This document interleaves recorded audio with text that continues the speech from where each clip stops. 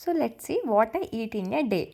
So actually ఇది వచ్చేసి నేను ఆలూ టోస్ట్ చేశాననమాట. ఆలూ టోస్ట్ అంటే ఏం లేదండి, జస్ట్ పొటాటోస్ని బాయిల్ చేసి దాంట్లో మనకు కావాల్సినట్టు ఆనియన్స్, మిర్చి, ఉప్పు, కారం, ధనియాల పొడి అన్నీ వేసేసి కలిపేసి ఇట్లా పిచ్చుకు సాస్, ఇంకా మయోనీస్ దాన్ని దాని మీద స్ప్రెడ్ చేసేసి మధ్యలో ఒక పొటాటో పెట్టేసి జస్ట్ మనం బటర్తో రెండు వైపులా టోస్ట్ చేసేసుకోవడమే.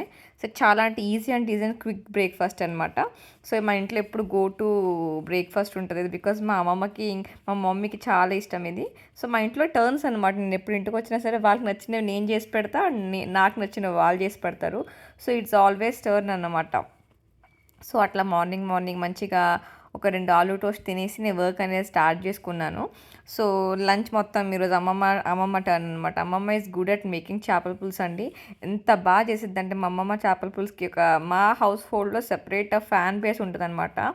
ఐ జస్ట్ లవ్ హర్ చేపల పులుసు. టెక్స్చర్ కానీ అమ్మ చెప్తుంటేనే కాంట్ ఈవెన్ మౌత్ వాటరింగ్ అనమాట. టెక్స్చర్ కానీ టేస్ట్ కానీ ఇట్స్ బిన్ ఆసమ్ అనమాట. నా చిన్నప్పటి నుంచి కూడా నేను ఎప్పుడు పులుసు ఆ రోజు కానీ నెక్స్ట్ డే మంచిగా టేస్ట్ వస్తుంది అంటారు, ఎంతవరకు నిజమో నాకు తెలియదు. కానీ we always love to have before day చేపల పులుసు, నెక్స్ట్ డే ఇడ్లీ అనమాట. సో ఈరోజు చేపల పులుసు చేసింది కదా, రేపు నేను వ్లాగ్లో చూపిస్తాను. సో అట్లా లంచ్ తినేసినాక ఈవినింగ్ మంచిగా క్లైమేట్ హాట్గా ఉందనమాట. సో అప్పుడే వర్క్లో ఉన్నాం కాబట్టి కొంచెం కాఫీ తీసుకున్నా. సో నెక్స్ట్ మా అమ్మమ్మకి గోబీ మంచూరియా అంటే చాలా ఇష్టం అనమాట.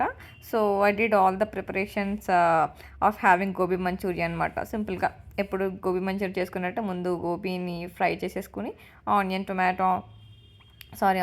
క్యాప్సికమ్ వాటిలో సాటేట్ చేసుకుని, తెలిసిందే కదా ప్రొసీజర్.